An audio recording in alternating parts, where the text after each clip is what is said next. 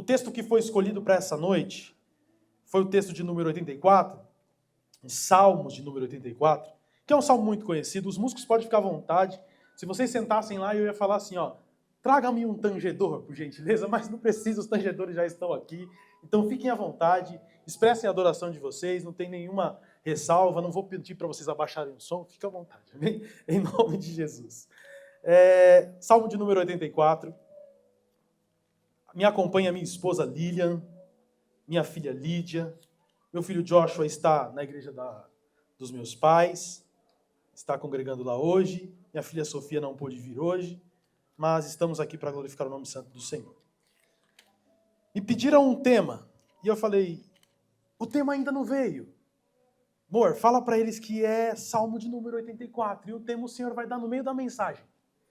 Porque o Senhor não tinha falado um tema específico comigo, mas me levou a meditar nesse salmo, que é um salmo muito conhecido. Esse salmo que expressa muitas coisas, mas algo chamou a minha atenção. Eu gostaria de ler com você, em nome de Jesus. Se você puder acompanhar aí na sua Bíblia física, de papel ou no smartphone, se assim quiser também, faça aquilo que você tem costume de fazer. Amém?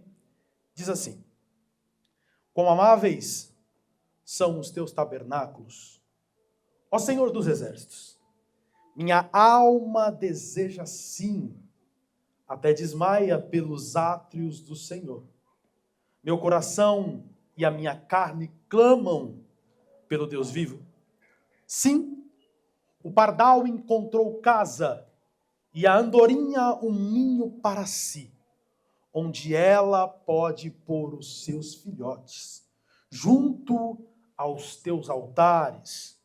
O Senhor dos exércitos, meu Rei e meu Deus. Abençoados são aqueles que habitam na sua casa, eles ainda estarão te louvando. Abençoado é o homem cuja força está em ti, em cujo coração estão os seus caminhos. Ó, o qual passando pelo vale de Baca, faz dele um poço.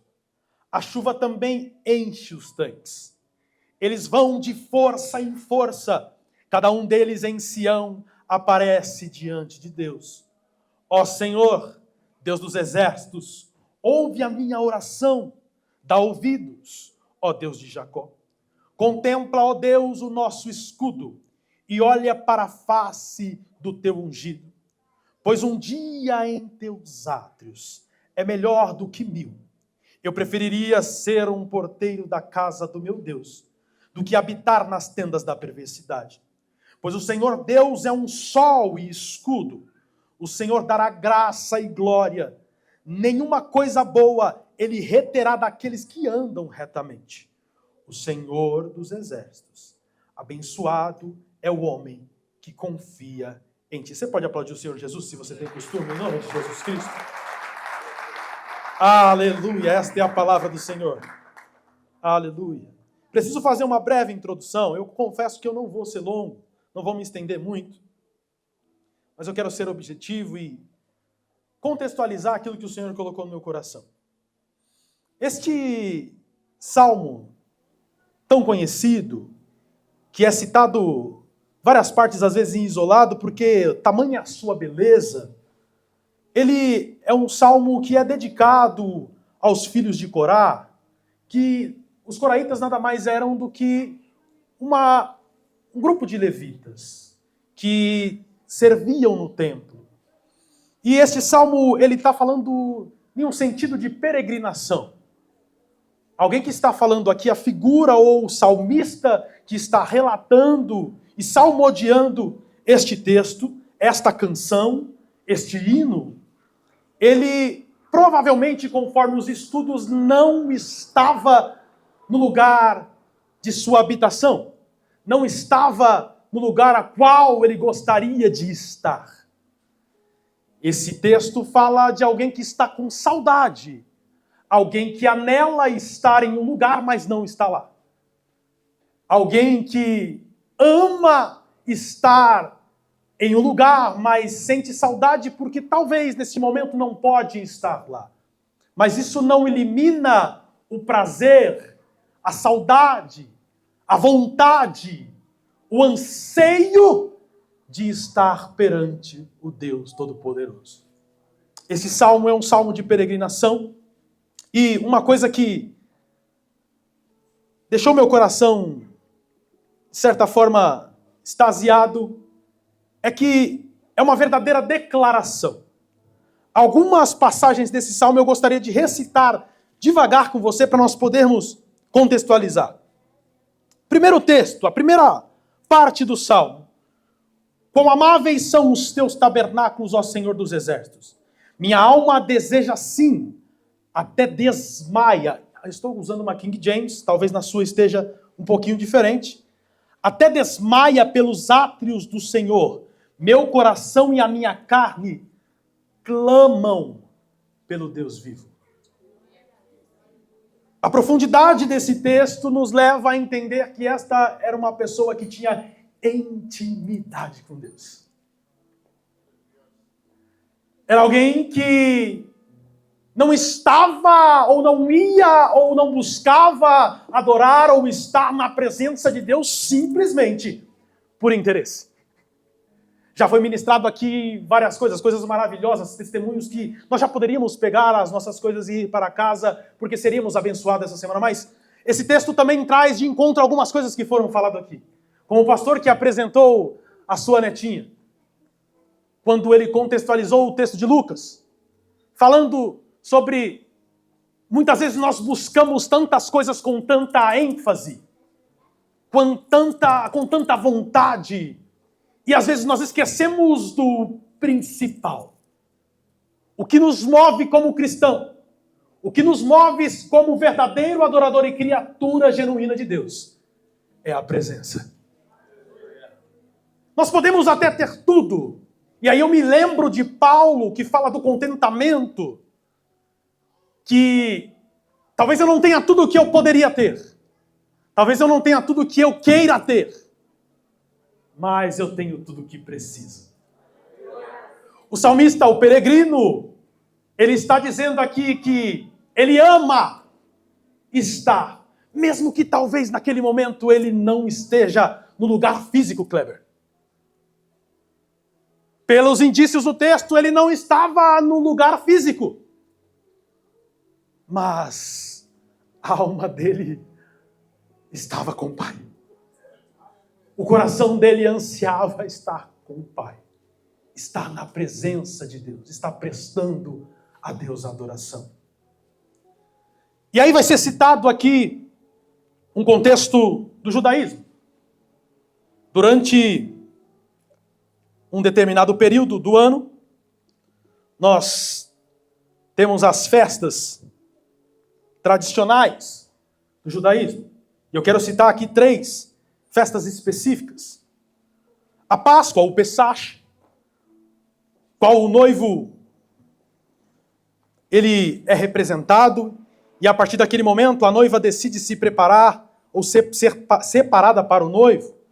Faz a referência do noivo para com a noiva. O Shavuot, que nesse período específico é uma festa a qual se assume um compromisso diante de testemunhas em viver os benefícios de um casamento. E também é celebrado uma outra festa, que chama-se Sukkot, que é a festa dos tabernáculos. Os judeus celebram a saída do povo do Egito. Para que se pudesse chegar até Sião, o lugar da habitação de Deus, Jerusalém, não era o único caminho, mas nesse salmo vai ser citado um vale chamado Vale de Baca, ou Vale das Lágrimas, ou Vale do Sofrimento, ou Vale da Dificuldade. O salmista faz uma menção a esse texto, a essa passagem, a esse acontecimento anual, para enfatizar algumas coisas que aconteciam normalmente na peregrinação até o lugar da adoração. Esse vale era conhecido por ser um lugar de difícil caminhada. Um vale que impunha pela sua formação, a sua formação geográfica, podemos dizer assim, muitas dificuldades. Não era o único caminho para se chegar até Sião. Mas, para aqueles que viam de determinada direção, tinha que se passar pelo Vale de Baca. E quantos vales nós não enfrentamos durante a nossa caminhada cristã? Quantos vales talvez você enfrentou para estar aqui hoje? Quantos vales talvez você não teve que passar ou talvez esteja ainda passando? Mas você está aqui. O salmista faz uma menção a essa peregrinação e ele cita no verso de número 6. Diz assim: o qual, passando pelo vale de Baca, faz dele um poço. A chuva também enche os tanques. Os historiadores vão dizer que nesse vale existia algumas plantas específicas. Isso não está no texto, amém? Mas isso é história e é conteúdo informativo que eu gostaria de agregar a essa pregação. E essas plantas, especificamente, elas produziam uma espécie de líquido para que aquele ambiente que não era tão propício, que não era arejado, um ambiente seco, se tornasse um ambiente mais agradável. Esse vale também tinha uma formação que, durante períodos raros de chuva, se formava poços, se formava fontes. Mas ainda era um vale. Ainda era um lugar difícil. Mas, Washington, o que você quer me levar a isso? O que você quer que nós entendamos? No meio do vale. Eu vou repetir. No meio do vale haverá refrigério. No meio do seu vale, que não tem como fugir dele, tem que passar. Não tem como fugir do Vale de Baca. Para extrair o máximo daquilo que o Senhor pretende de você, o Vale de Baca será necessário. Mas, Washington, você mesmo disse que tinha outras formas. Tinha outras formas para outros. Mas a visão do salmista e ao povo que ele referia tinha que ser pelo Vale de Baca. E aí eu contextualizo para mim e para você hoje, para que você entenda. Por que será, às vezes, Kleber, que ninguém passa, mas eu tenho que passar? Por que será que para muitos é mais fácil, mas para mim tem que ser mais difícil? Por que será, Senhor, que para mim demora mais, o vale dura mais tempo? Por que será, Senhor, que para alguns parece que o fim do vale nunca vai acabar? Porque Deus, de alguns, quer extrair algumas preciosidades. Não reclame do Vale de Baca, haverá refrigério para você nesse vale. Não reclame. O salmista faz referência a esse texto. E o que me impressiona é que, se tratando de um texto de alguém que está distante de onde ele queria estar, há uma convicção muito grande no salmista. quão amáveis são os seus tabernáculos. Ele fala coisas profundas, coisas do âmago, coisas do profundo da alma. Não são coisas superficiais. Aqui é uma visão de alguém que esteve no lugar da adoração. E por essa ótica, o lugar não importava mais para ele, pastor. O lugar era importante, sim. O lugar era amável. O lugar era lindo. Haveria mandamento para que se fosse até o lugar. Mas, pelo nível de intimidade, pelo nível de entrega, pelo nível de conhecimento,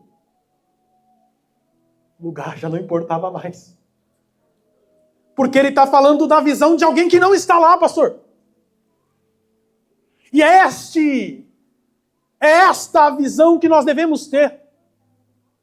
O lugar é importante, sim. Circunstâncias são importantes, sim.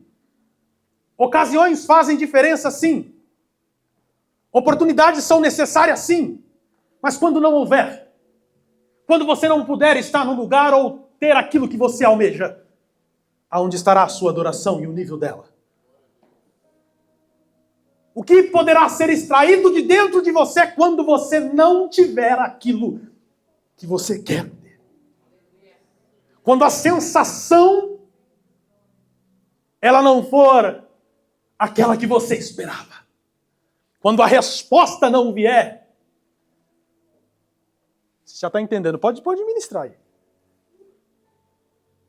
Quando o milagre demorar um pouco para acontecer. O vale de Baca é necessário. A distância é necessário. A privação, em alguns momentos, ela é necessária. Deus quer desenvolver em mim e você um nível de maturidade de adoração que o lugar não seja mais o principal. Que a ocasião não seja mais o mais importante. O salmista está falando de um plano de visão, de uma ótica de alguém maduro. Alguém que saberia adorar no templo. Alguém que amava estar nos átrios. Mas quando não der para estar no lugar físico, a intensidade do sentimento e da adoração vai ser a mesma.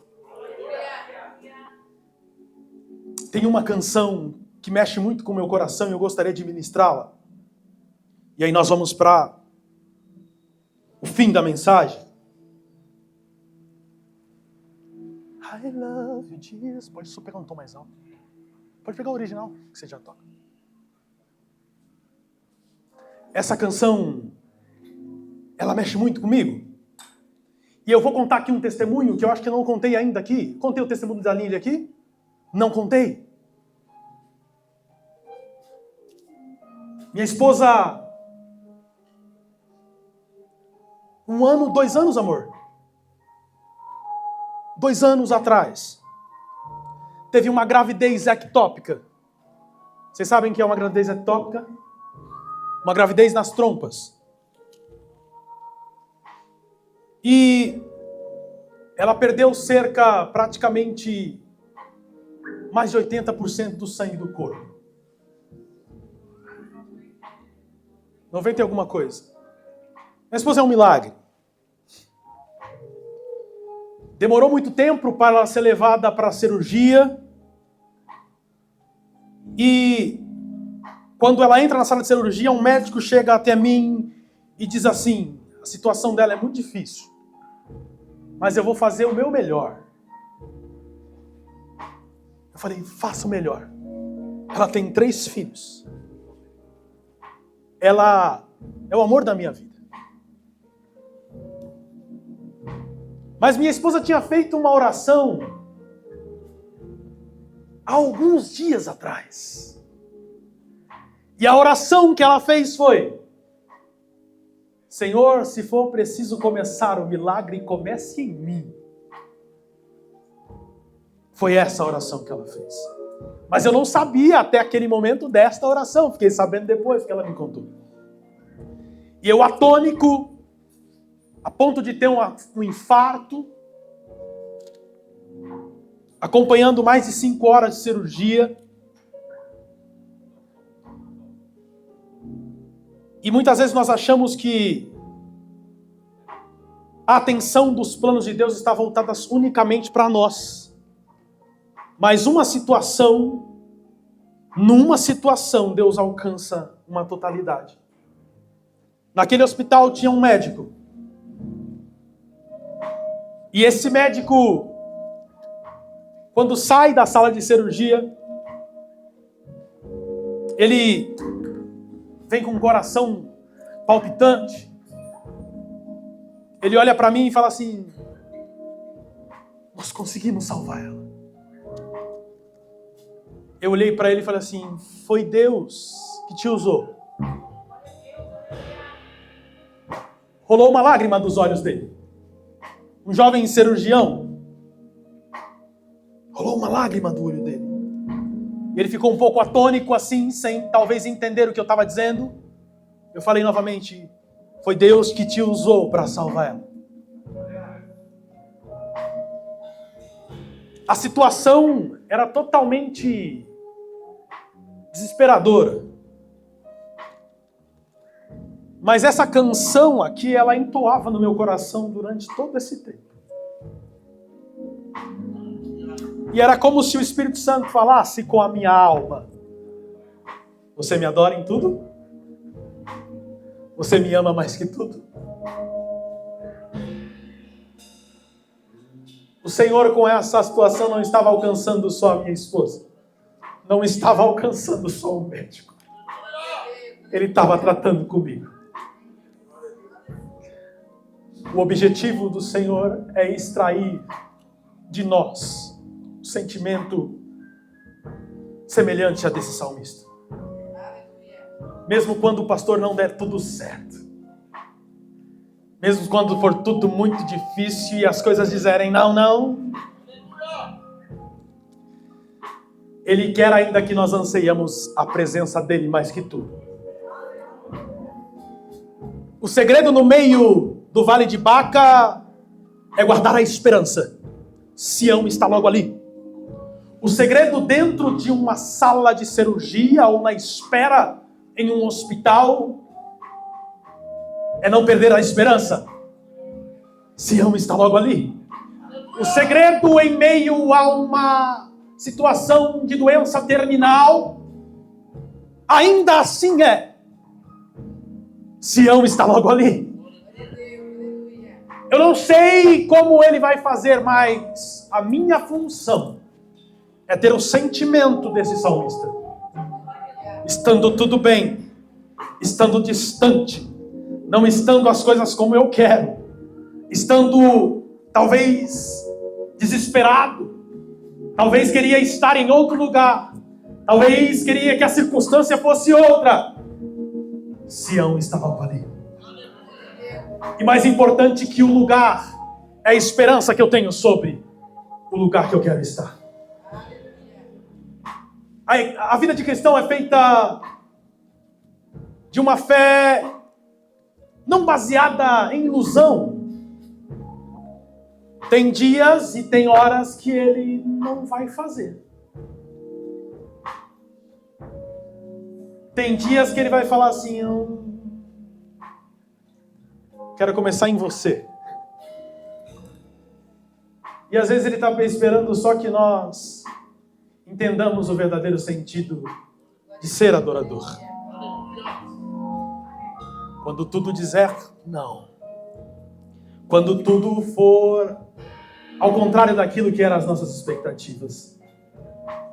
Anseie a presença dele mais que tudo ainda assim. Não deixe que a presença não seja mais o seu alvo principal. Essa canção diz assim, e aí eu vou para o final da mensagem. Já são 9 horas.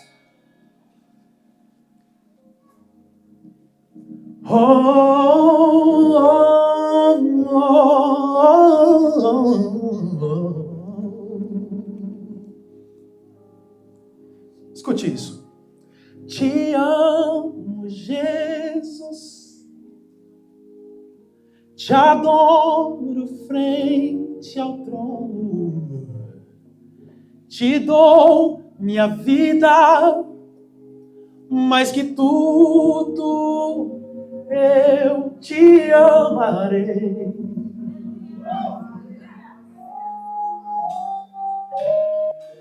Te amo, Jesus. Te adoro frente ao trono. Te dou minha vida, mais que tudo eu te amarei.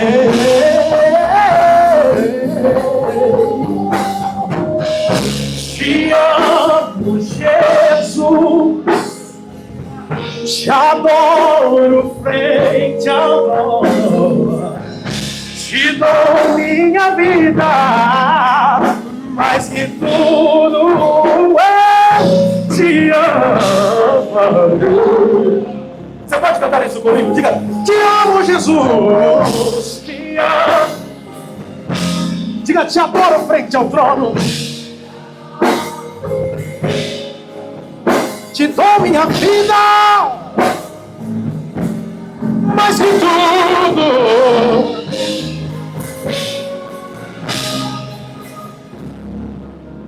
Segura. Entenda, não se escandalize. Entenda. Viaje comigo um pouquinho. Muitas vezes a nossa expectativa de entregar uma adoração é uma representação do trono. E talvez não de uma forma a qual realmente o Senhor queira que nós enxergamos. Às vezes, me perdoe, pastor, se eu errar ou me exceder, mas às vezes o trono vai estar representado em uma sala de cirurgia. Em alguns momentos, a oportunidade do trono vai estar representado em um momento de dificuldade financeira.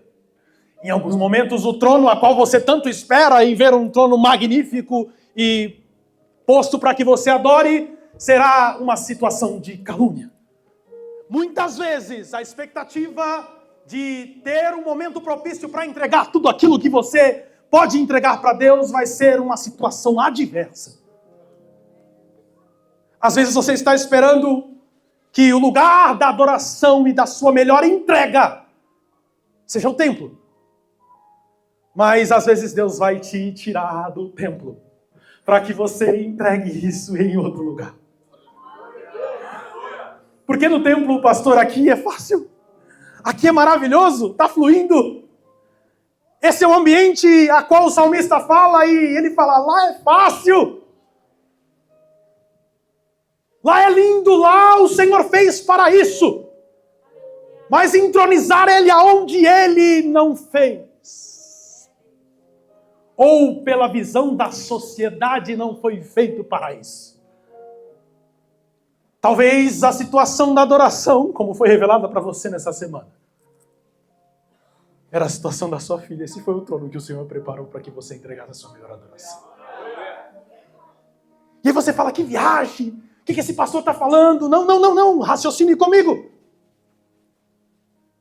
Às vezes nós queremos o lugar mais propício e adequado para exalar de dentro de nós o perfume no deserto. Mas espera aí, se é deserto, não é lugar bom. Então, às vezes, ele quer extrair de você no meio do vale de Baca mesmo.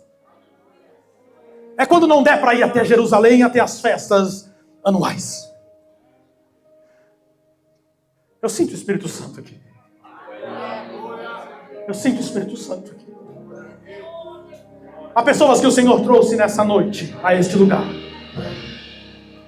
para extrair o melhor. Mas, Senhor, hoje eu terei um alívio. Filho, eu estou esperando você entender que a sua vitória está quando você entregar a sua melhor adoração dentro desse ambiente. Dentro dessa situação. É lá que eu quero sentir o perfume da sua adoração. É distante de Jerusalém, às vezes é difícil. O lugar maravilhoso e propício nem sempre dá para estar.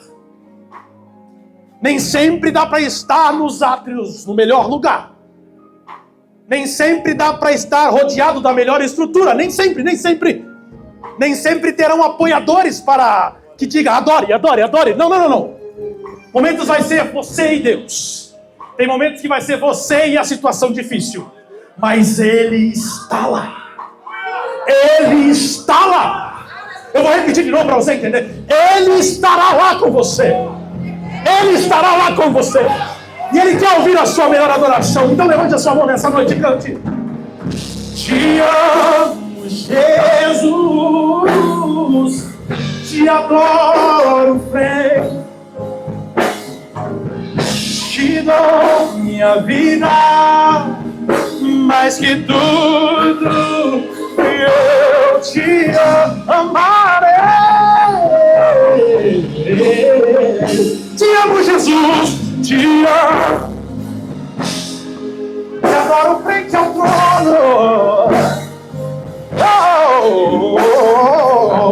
Te dou minha vida.